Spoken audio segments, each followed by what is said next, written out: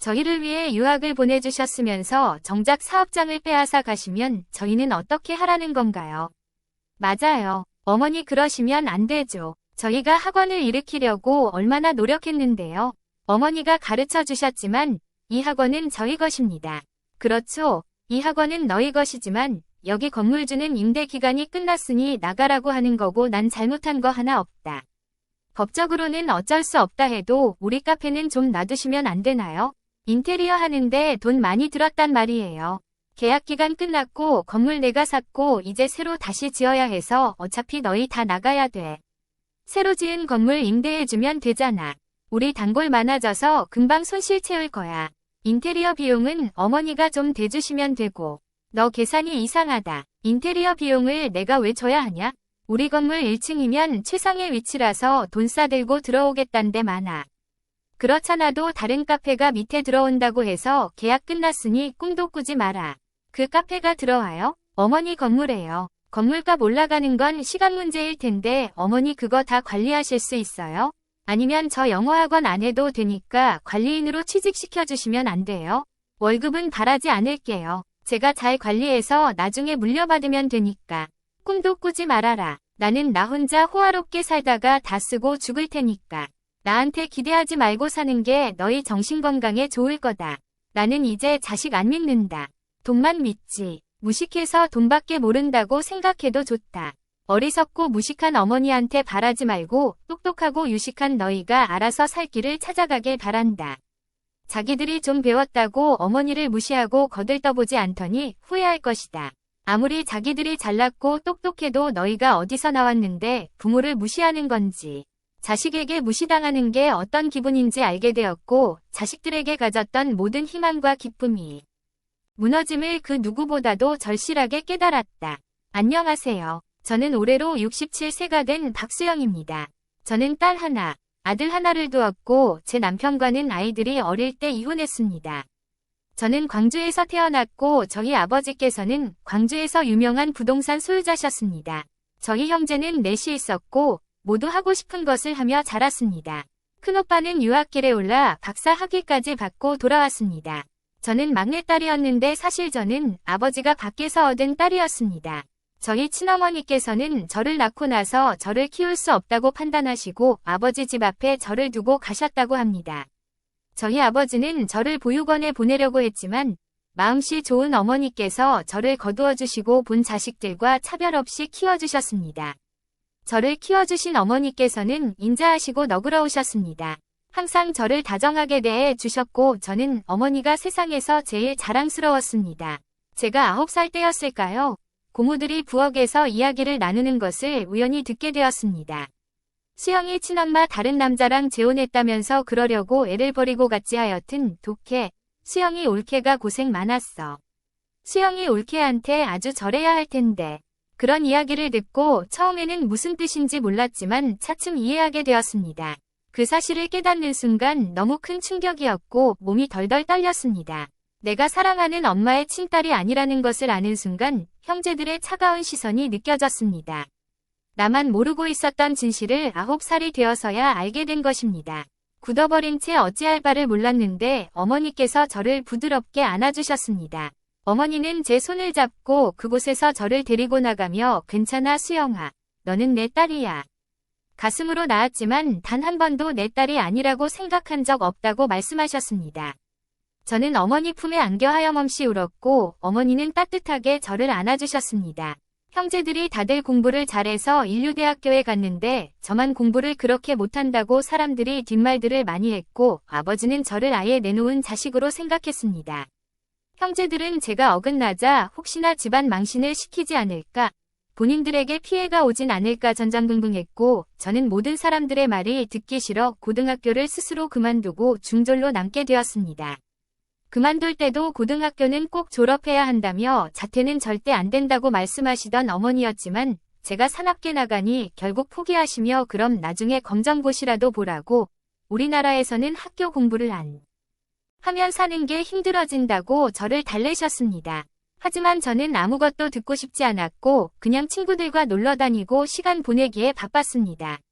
아버지는 제가 학교를 그만두고 놀기만 하니 용돈을 끊어버렸고 그깟 돈 아버지한테 안 타내면 못 쓰나 싶어 공장에 취직을 했습니다. 공장 일이 힘들기는 했지만 이런 것도 못하며 험한 세상 어찌 사나 싶어 열심히 일했습니다. 제가 막내여서 예쁨을 많이 받았는데 저는 그런 평범한 온기가 무척 그리운 사람이었습니다. 색안경을 끼지 않고 저를 그대로 봐주는 사람들이어서 공장 사람들과 어울리는 것이 즐거웠습니다. 그러다 20살이 되었을 때 같은 공장에서 일하던 오빠와 눈이 맞아 덜컥 임신이 되어 결혼을 하게 되었습니다. 다른 것은 보지 않았습니다. 외로운 제 처지에 저를 감싸 안아주고 착한 사람이라 생각했기에 저는 제 편을 얻은 것이라 생각하며 이른 나이에 결혼을 결심했습니다. 제가 먼저 임신하고 결혼을 한다 하자 집안은 발칵 뒤집어졌습니다. 원래 얘기를 안 하고 그냥 혼인신고만 하고 살 생각이었지만 그 남자의 집이 너무 가난했기에 집이라도 한 채 얻어볼 생각으로 집에 알렸습니다. 이미 저는 내놓은 자식이나 마찬가지였는데 뭘 결혼 허락식이나 받으러 오냐. 이참에 잘됐다. 이제 나이도 찼고 시집도 간다 하니 얼마 때 줄 테니 갖고 가서 살아라.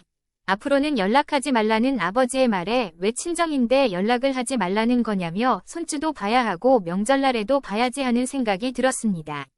어머니는 저보고 아버지 말을 듣지 말라고 하시며 제가 갑작스레 결혼한다고 하니 화가 나셔서 그러신 것이라고 말씀하셨습니다.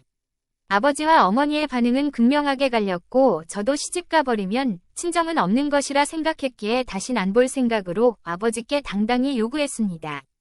저 집 한 채 사주세요. 아버지 그래도 딸인데 이 정도는 해주실 수 있는 거잖아요. 혼수 자금이랑 집 한 채만 해주시면 다신 아버지 앞에 나타나지 않겠습니다. 그 말이 진심이냐며 아버지는 다신 내 앞에 나타나지 말고 내 자식이라고 안 할 자신 있냐고 물으셨습니다. 저도 아버지를 좋아하지 않았습니다. 돈만 주신다면 아버지 귀찮게 하지 않겠다고 말했습니다. 그렇게 아버지에게 약속하고 아버지는 저에게 각서를 내밀었습니다. 자식에게 집을 주고 다신 보지 않겠다는 각서를 보았을 때 제가 말한 대로 됐는데도 헛웃음이 나왔습니다. 내심 한편으로는 아버지가 저를 붙잡아 주길 바랐는지도 모릅니다.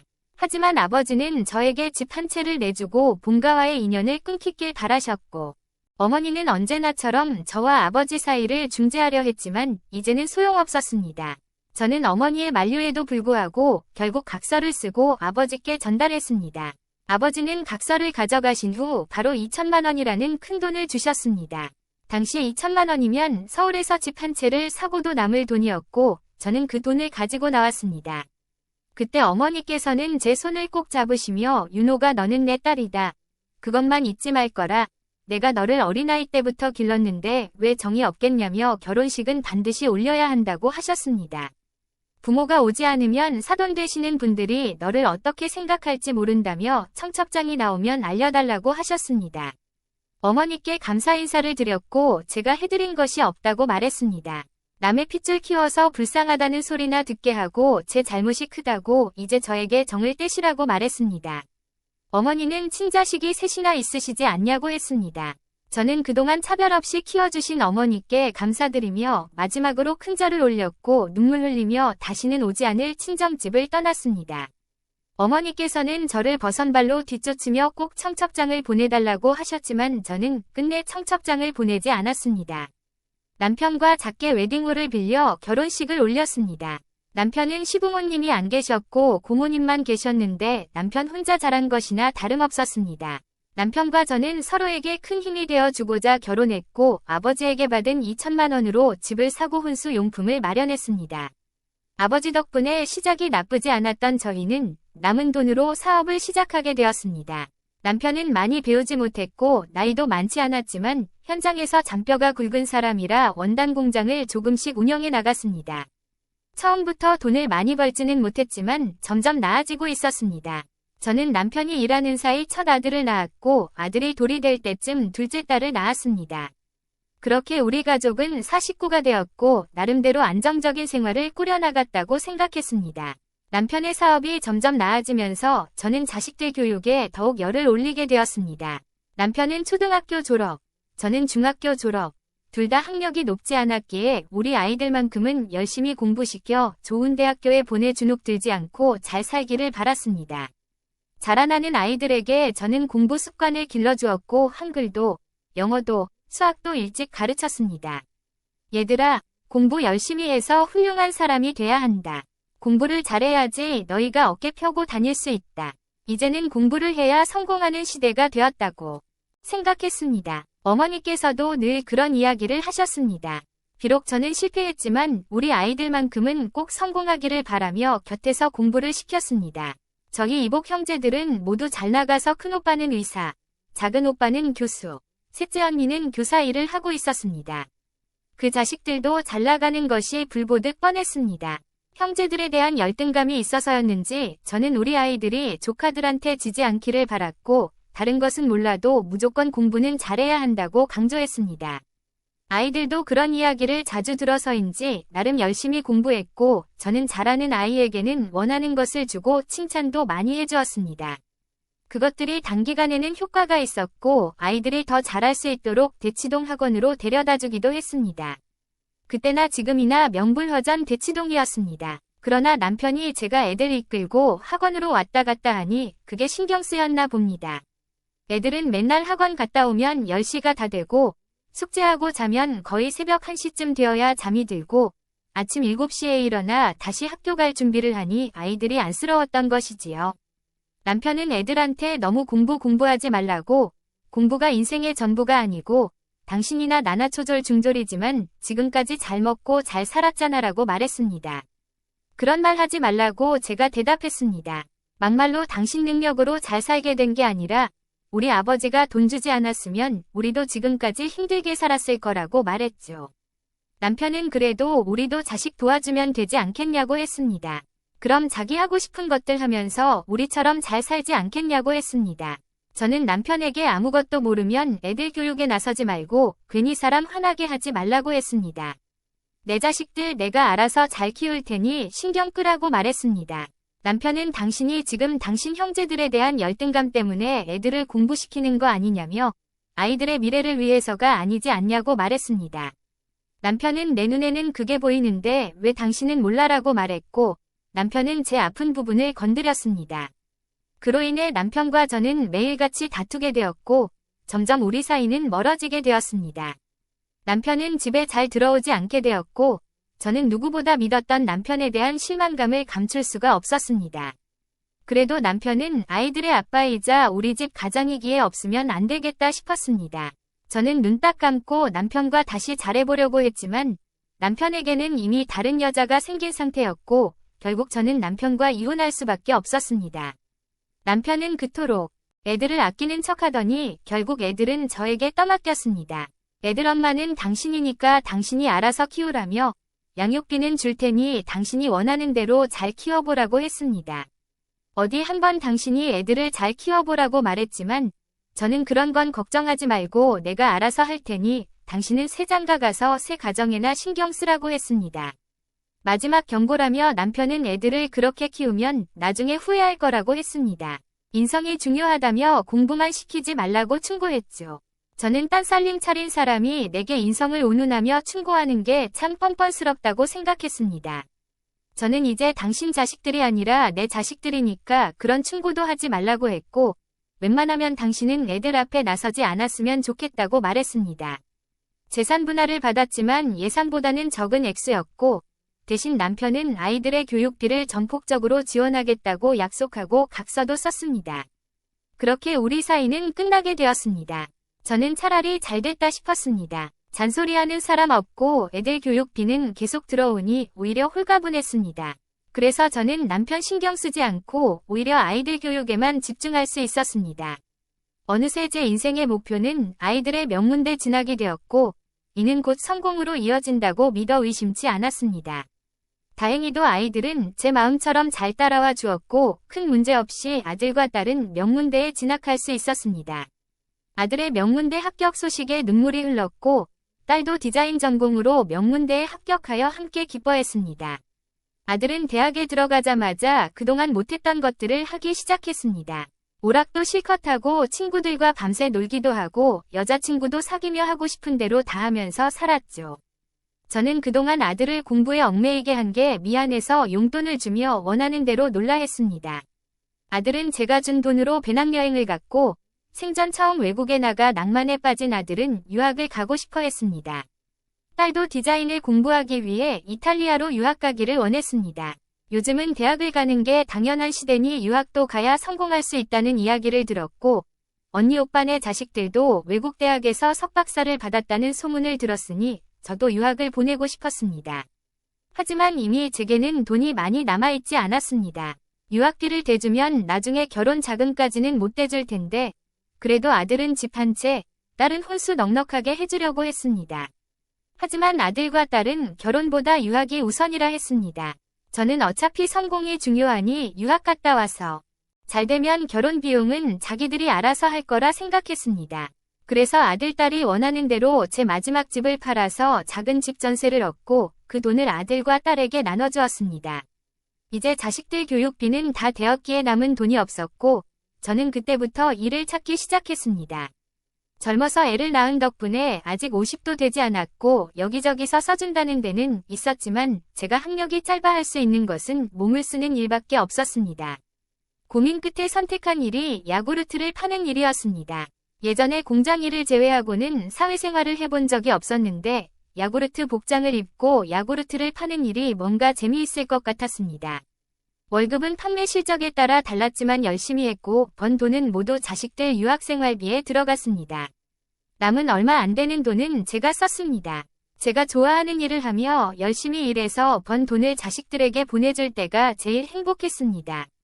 그러나 제가 열심히 벌어서 보낸 돈만큼 자식들은 연락을 하지 않았습니다. 목소리도 듣지 못했고 아들은 무뚝뚝하다며 연락하지 않았고 딸은 디자인을 공부하다가 커피에 관심이 생겼다며 현지에서 커피 일을 하겠다고 했습니다. 엄마 연락 기다리지 말고 그냥 무소식이 희소식인 줄 알고 살라며 돈만 보내주면 된다고 했습니다. 아들, 딸에게 연락 좀 해달라고 엄마가 너희 목소리 듣고 싶다고 말했지만 아들, 딸은 돈이 필요할 때만 연락했습니다.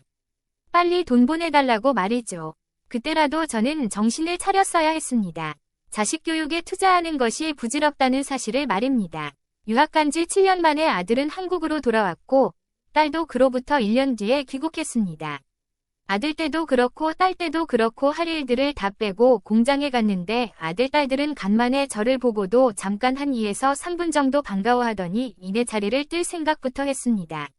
미안한데 저 친구들이랑 약속이 있어서요. 저 귀국한다고 해서 친구들이 제대로 준비했대요. 가볼게요. 오랜만에 만났는데 집으로 가자. 엄마가 너 좋아하는 해물찜 재료 다 사다 놨는데 그러지 말고 집으로 와라. 해물찜이나 같이 해먹자. 에이 됐어요. 저 매운 거 오랜만에 먹다가 탈날 것 같아요. 오늘 간만에 귀국했으니까 친구들 좀 만나고 집에 갈게요. 아니 그래도 왔으면 엄마랑 같이 시간 보내면 좋겠는데 공부도 어떻게 하는지 궁금하기도 하고 아유 엄마 유학 다녀오자마자 또 무슨 공부 얼마나 한 걸 물으세요. 제 밥벌이 할 만큼은 배웠으니까 걱정 말고 이따 봐요. 참 대신 집만 좀 부탁할게요. 엄마 아들은 제게 캐리어만 맡기고 호련히 택시 타고 가버렸고 저는 그런 아들 뒷모습만 멍하게 보다가 30인치나 되는 큰 캐리어를 띵킹거리면서 끌고 차의 뒷좌석에 밀어 태웠습니다. 캐리어가 얼마나 무거웠던지 두 손으로 띵킹거려도 잘 들어가지 않았는데 마침 지나가던 청년이 도와줘서 겨우 실었습니다. 남의 아들도 모르는 사람을 도와주는데 하다못해 사랑하는 내 아들은 도와주지는 못할 망정 무거운 짐을 떠넘기기만 하니 참 야속하기만 했습니다. 딸도 크게 사정은 다르지 않았습니다. 딸도 공항에 나가서 기다리려 했지만 그때는 일의 사정상 쉴 수가 없어 겨우겨우 야쿠르트 일을 마치고 와서 미처 옷을 못 갈아입고 왔습니다.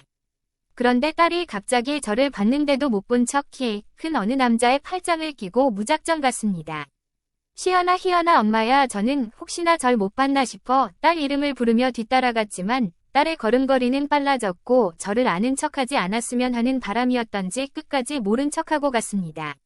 참 너무하다 싶더라고요. 아들도 딸도 그렇고요. 내가 설마 일터 옷을 입고 와서 딸을 기다려서 그런가. 옆에 키 큰 청년은 팔짱까지 낀 걸 보면 남자친구 같은데 엄마인 나한테 자연스럽게 소개해줄 수 있을 텐데 어떻게 엄마를 모른 척할 수 있나 너무 서운했습니다. 내가 어떻게 돈을 벌어 송금했는데 일할 때 입는 옷을 입었다고 저를 모른 척하는 게 괘씸하기도 하고 저도 모르게 눈물이 났습니다. 터덜터덜 허망하게 아들에 이어 딸까지 두 번째였습니다. 자식이라고는 둘밖에 없는데 유학까지 보내준 엄마를 어떻게 이렇게 대할 수 있나 싶었죠. 공항 가서 내내 기다리느라 발바닥이 아팠고 부랴부랴 오느라 온몸에 진이 다 빠질 지경이었지만 자식들은 나를 알아주지 않았습니다. 둘 다 유학 후에 저희 집에 머물다가 하나씩 나갔는데요. 아들은 돌아오자마자 영어학원 강사를 하면서 돈을 좀 벌자 집을 나갔고 딸은 바리스타로 일하게 되면서 메이크업 카페 매니저로 취업하게 되었는데 이 또한 아들처럼 집이 답답하다며 집을 나갔습니다. 저희 집은 아들 내외 유학 보내주고 난이 17평에 불과한 30년 된 낡은 아파트였습니다. 그래도 처음에는 전세로 있다가 갑자기 집값이 한번 오를 때가 있어서 더 오를까 싶어 대출까지 받아서 부랴부랴 사서 그나마 제 집이 되었습니다.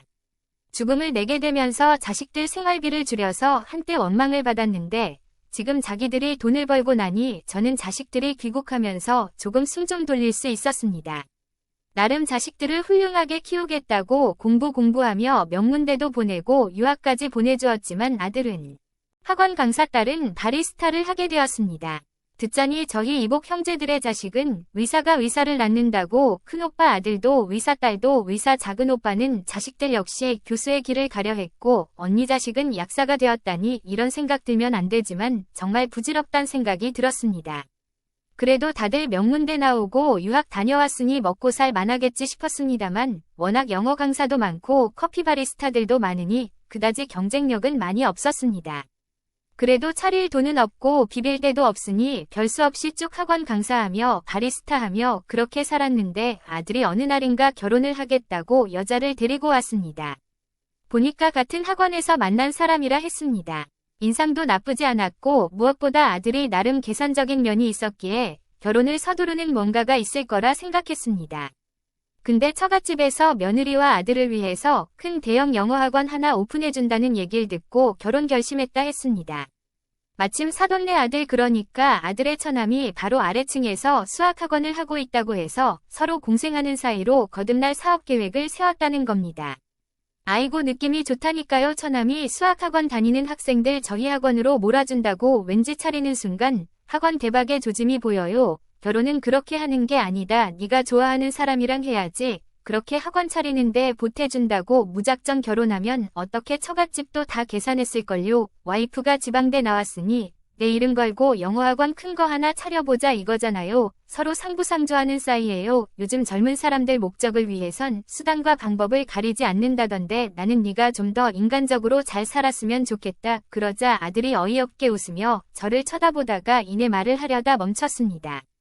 그때 뭐라고 영어로 말을 했는데 제가 알아듣지 못해서 뭐라고 말만 되풀이하니 못 알아듣는다는 듯 긴 한숨과 함께 고개를 숙이고 다시 말했습니다.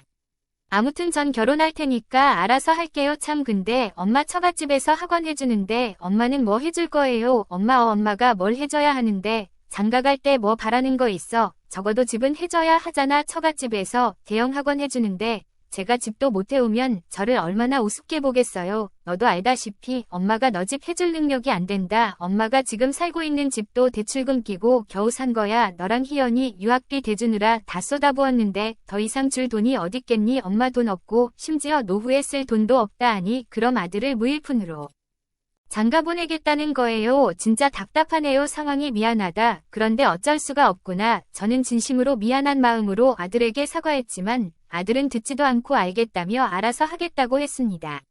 아들 말 맞다나 사돈네가 학원을 차려준다는데 아들은 모아놓은 돈도 없고 아무것도 못해가면 정말로 우습게 보면 어쩌지 싶었습니다. 그래도 우리 아들은 명문대 나왔으니 괜찮을 거야 스스로 위안하며 걱정했는데 아들은 그 이후부터 연락이 없었습니다.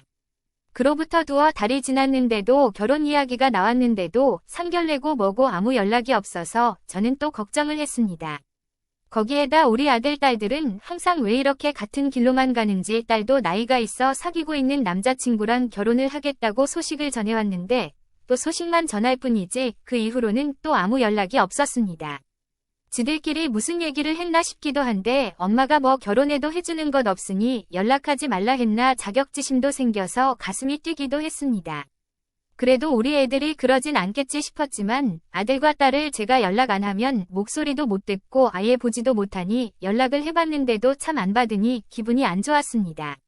상황이 궁금하던 와중에 연락 오라는 사람은 안 오고 엉뚱한 사람이 연락이 왔습니다. 참으로 간만에 연락 온 사람은 전 남편이었죠. 그동안 잘 지냈어 새 가정 꾸린 사람이 전 부인한테 무슨 연락이야 애들도 다 큰 마당에 애들 명문대 보내고 유학까지 보냈다며 쉬운 일 아니었을 텐데 대단해 당신 원하는 대로 됐는데 어때 행복해 무슨 말을 하고 싶은 거야 돌리지 말고 얘기해봐요. 그러자 전화기 너머로 잠시 망설이는 것이 느껴졌습니다. 전 남편이 그러니 느낌이 이상해서 빨리 말해보라고 독촉했습니다. 남편이 입을 열었습니다. 희중이랑 희연이 있잖아. 이번에 시집 장가 간다고 해서 내가 경기도에 집 한 채씩 해주기로 했어. 뭐라고 당신이 희중이랑 희연이한테 집을 해준다고? 사실 내가 고등학교까지만 의무교육이니 양육비를 대주고 대학부터 유학까지는 당신이 됐잖아. 큰돈 드는 건 당신이 다 했으니 내가 집이라도 해줘야지. 사업하면서 나름 돈 많이 벌었으니 자식들한테 좀 쓰고 그리고 이 기회에 우리 막내 아들이랑 연결도 좀 해줄까 해서 말이야. 전 남편은 제 아들 딸에게 집을 사주면서 자기 아들과 형제로서 잘 지내게 하고 싶다고 했지만 저는 그 소리를 듣고 절대 안 된다고 했습니다. 남편에게 배신감이 되살아나며 내 자식들을 그런 사람 밑에서 태어난 자식과 엮이게 하고 싶지 않았습니다. 그러나 전 남편이 뼈를 때리는 소리를 했습니다. 다른 사람도 아니고 당신이 그러면 안 되지 않아? 당신도 밖에서 나온 자식이었으면서 당신 어머님께서는 기존 형제들이랑 잘 지내게 하셨잖아. 그래도 인잔 어머님 밑에서 교육받았는데 뭐 보고 배우는 거 없어? 더 이상 당신이랑 말 섞고 싶지 않으니까 전화 끊어요. 희중이랑 희연이 결혼한다길래 상견례도 내가 하고 청첩장도 내게만 보낸 것 같더라고. 당신 모르고 있는 것 같아서 지금 말하는 거야. 그래도 당신이 친엄마인데 알 건 알아야 할 것 같아서. 저는 전 남편의 말을 듣고 눈이 커지더니 그대로 주저앉고 말았습니다. 그러니까 내 평생을 자식들 교육과 재산에 다 바쳤는데 그런 엄마를 무시하고 집을 사준 아버지를 대신해 상견례에 참석시키고 청첩장도 지 아버지한테만 돌렸던 자식들이었습니다. 도저히 용서할 수가 없었습니다. 어쩐지 잠잠하더니만 그동안 뼈 빠지게 벌어 자식들 키워냈더니 이게 돌아오는 건가 싶어 눈물이 날 지경이었습니다. 저는 당장 아들에게 전화를 걸었고 찔렸던지 계속 전화를 안 받던 아들이었지만 내가 결혼식 파토 내고 싶지 않으면 얼른 전화 받는 것이 좋다고 메시지를 보내자 기막히게도 바로 받았습니다. 엄마, 나 결혼하는 거 어떻게 아셨어요? 청첩장 보고 알았지. 왜 내가 내 결혼식 안다니까 겁나냐? 아니 그건 아니고요. 사실은 예비 처갓집에서 계속 남자는 집을 마련해야 한다고 얘기를 해서 어쩔 수 없이 지푸라기라도 잡는 심정으로 아버지한테 말했거든요. 그런데 다행히 아버지께서 집을 해주신다 하셔서 제가 모른 척할 수 없어 상견례에 참석시켰어요. 그래도 결혼식에는 엄마 참석하게 하려고 했어요. 청첩장도 안 주고 상견례도 언제 했는지 모르는 나한테 결혼식에 오라 그러려고 했다고? 너 그게 말이 되는 소리냐? 안 믿으시면 어쩔 수 없는 거지만 진짜 그러려고 했다니까요.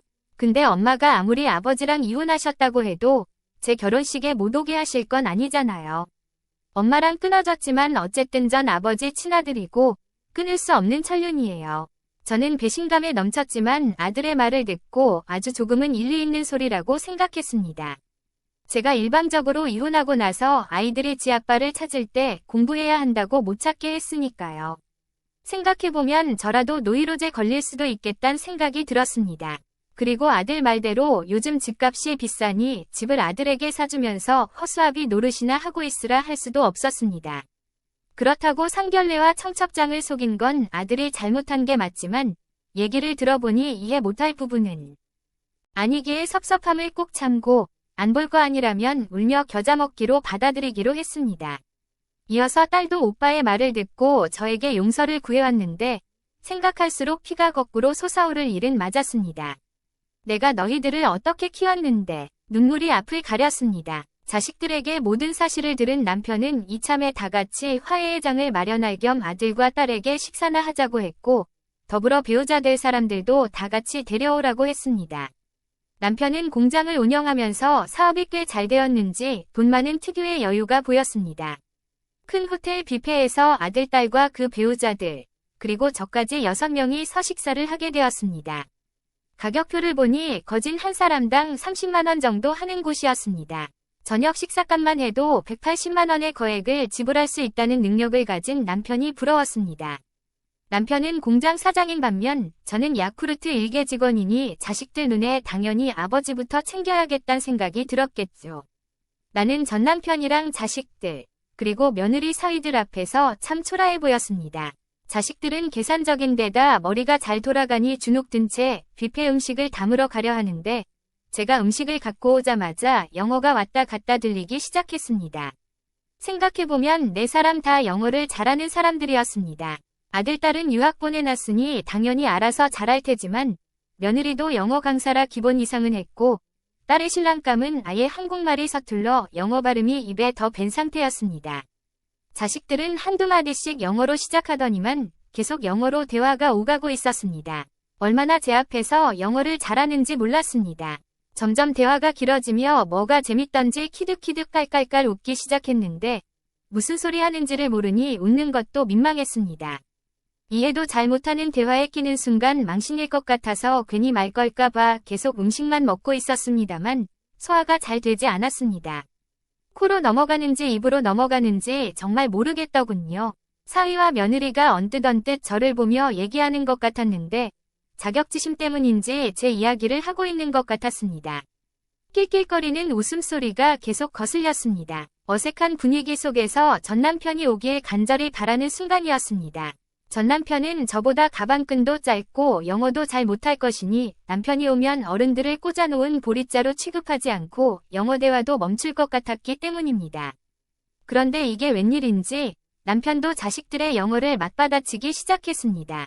언제 그렇게 공부를 한 건지 전 남편은 자식들과 영어로 대화를 하고 있었고 물론 자식들처럼 혀를 굴리지는 않았지만 나름 듣고 이해하면서 핑퐁 대화가 되고 있었습니다. 저는 그들 사이에서 소외되고 있었고 더할 나위 없는 좌절감이 생겼습니다. 내가 자식들 공부시키겠다고 뒷바라지하고 있을 때 전 남편은 돈도 모으고 자기 개발을 하며 능력을 성장시켰던 겁니다. 영어를 그렇게 잘하는 줄 몰랐습니다. 언제 그렇게 영어를 배웠어? 처음 계기는 우리 공장에 외국인이 들어오면서부터 영어를 좀 배워놔야겠다고 생각했어. 영어를 배울수록 재밌기도 했고 그래서 공부했지. 나 검정고시 봐서 수능도 보고 대학도 갔고 지금은 대학원 다니고 있어. 나 더 이상 가방끈 안 짧아. 그랬구나. 네가 자식들한테 신경 쓰고 있는 사이 열심히 성장했네. 돈도 벌고 내가 이제까지 뭐 했나 싶었습니다. 자식들 아무리 공부시켜봤자 내게 고마워하는 것도 없었고 오히려 저는 자식들 교육에만 기대어 저 자신을 망쳐버렸습니다. 시간과 돈을 자신에게 투자한 전 남편의 열정이 대단해 보였고 왜 자식들이 남편을 존경할 수밖에 없는지 알 수 있었습니다. 예전에는 나보다 한참 전 남편이 모자라 보였지만 지금의 전 남편은 내가 다다를 수 없는 곳에 있었습니다. 주변에는 자식들로 쌓여 있고 저마다 남편을 높이 올려주었습니다. 그렇게 자신감을 잃은 상태에서 저는 자식들의 결혼식에 참석했습니다. 자식들에게 사정을 들은 사돈들은 결혼식장에서 처음 만난 저를 씁쓸하게 보며 인사를 했습니다. 아들 때도 딸 때도 그랬습니다. 저는 자신이 초라해 보여 쥐구멍이라도 숨고 싶었습니다. 그렇게 잘 끝나나 싶었는데 각각 우리 아들의 혹은 딸 결혼식장에서 전 남편 세부인과 사이에서 태어난 아들이 2번 다 왔는데 아들이 고등학생쯤 되어 보였습니다. 어머니 오셨어요? 오늘따라 스타일이 좋으세요. 어쩌면 그렇게 감각이 좋으세요. 고맙다, 희중아. 이렇게 나를 반겨주니 내가 더 고맙구나. 이참에 우리 자주 왕래하고 지내자꾸나. 물론이죠. 어머니, 언제 한번 쇼핑하러 같이 가요. 저도 어머니 패션 감각 좀 배워야겠어요. 다들 백화점 한번 가자. 명품 신상들이 잘 나왔더라. 잘 어울리는 옷 한 벌씩 사주마. 자식들은 저보다 그 여자를 더 반겼고 또한 자식들은 남편의 아들을 그러니까 이복 동생을 자기 형제로 스스럼 없이 받아들였습니다.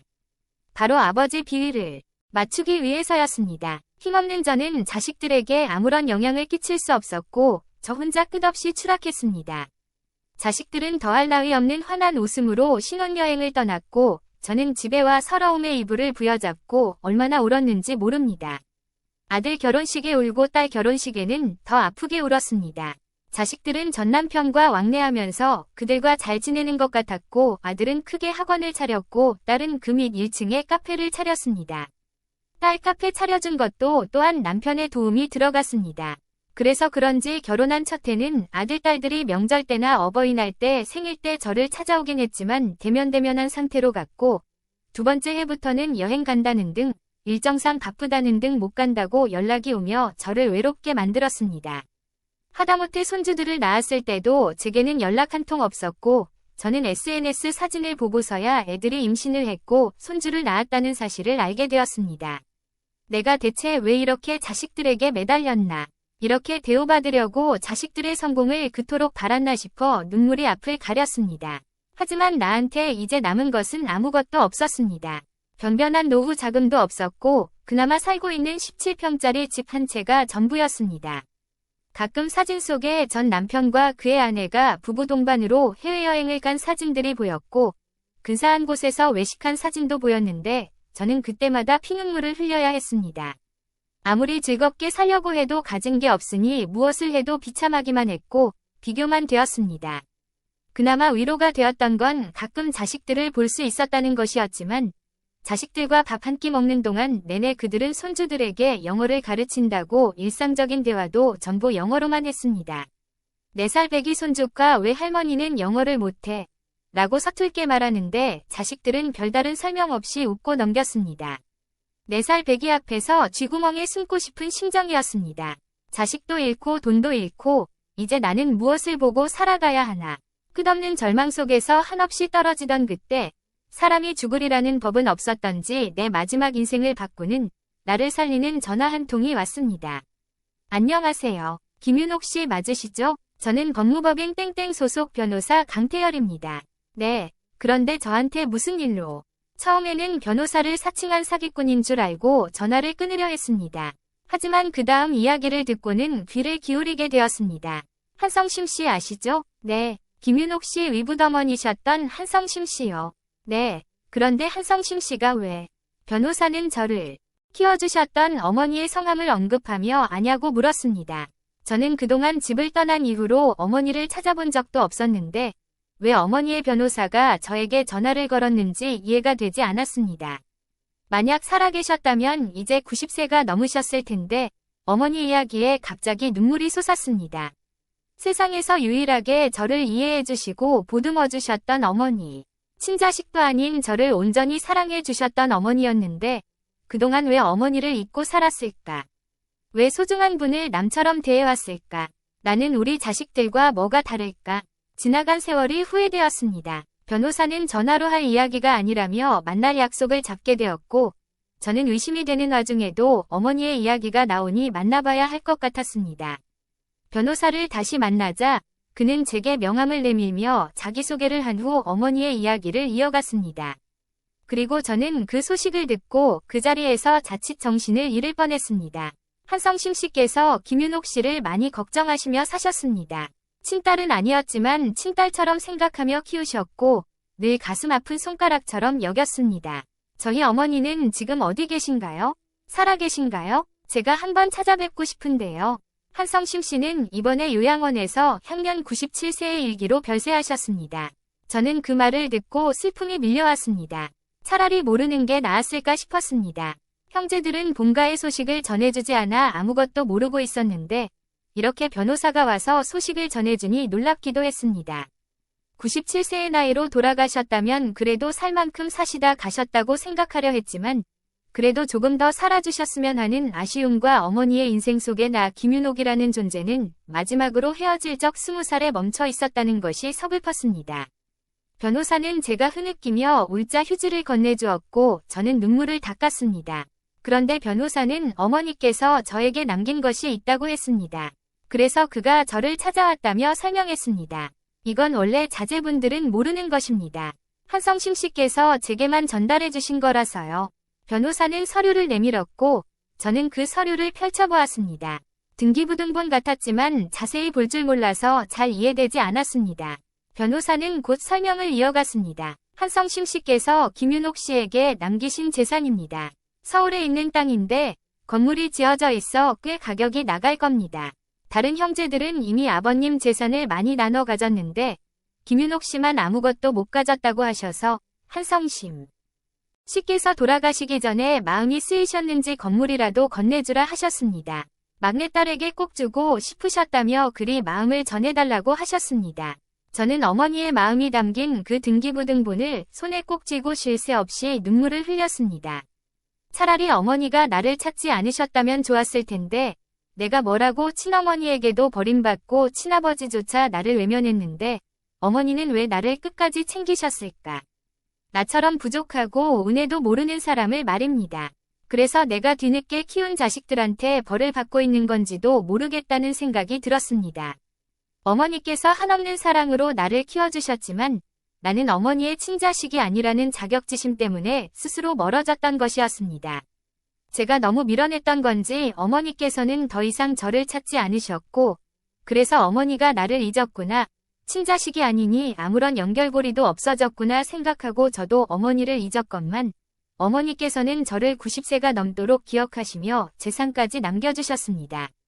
그렇게 저를 막내딸이라 부르시며 눈을 감으셨던 것입니다.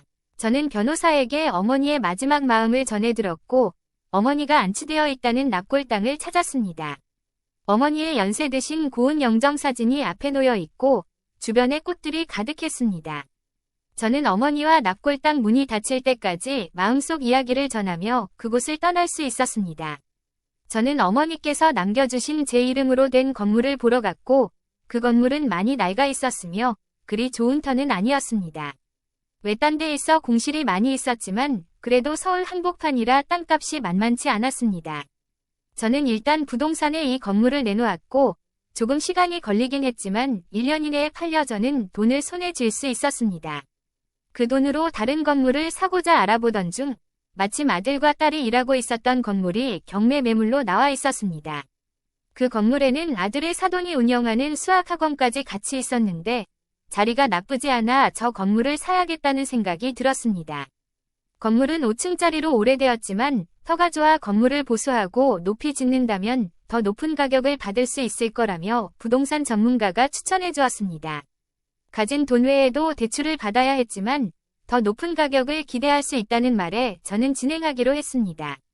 마침 대기업의 별다방이 이곳을 보고 갔다는 이야기를 듣고 공사도 망설이지 않았습니다. 저는 경매 전문가의 도움을 받아 그 건물을 구입했고 남은 돈으로는 그 건물 가까이에 있는 신축 아파트 한 채를 구입했습니다. 힘들게 살아온 17평짜리 집을 떠나면서 많은 생각이 들었지만 새로운 보금자리로 오면서 저는 지난 일을 다 잊고 새롭게 시작하기로 마음먹었습니다.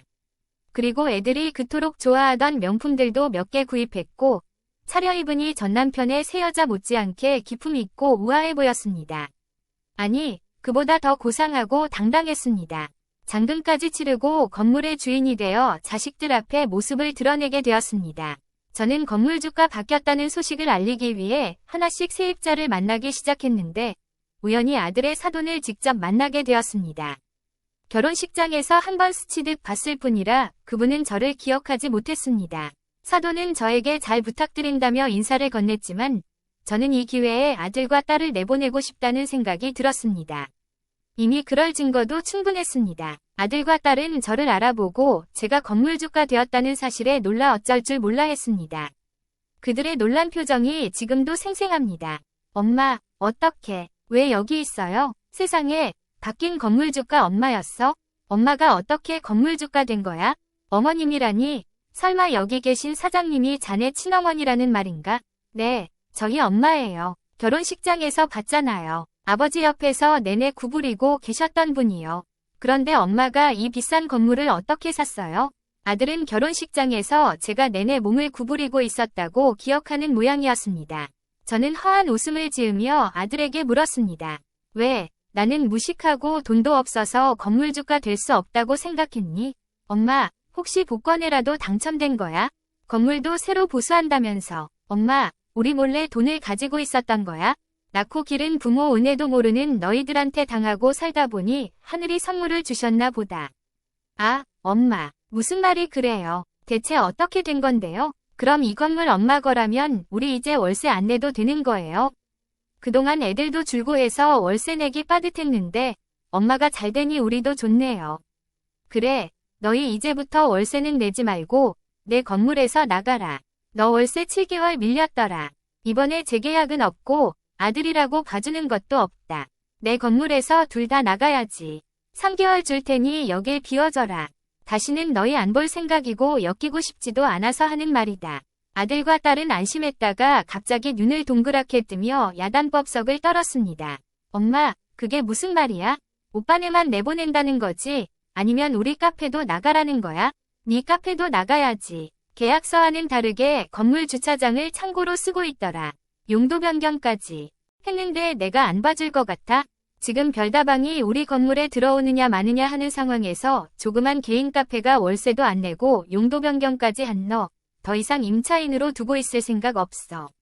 나도 이제 니들 사정 봐줄 생각 없으니까. 엄마, 우리가 엄마한테 좀 소홀했던 건 인정해요. 그런데 우리도 나름 사정이 있었다고요.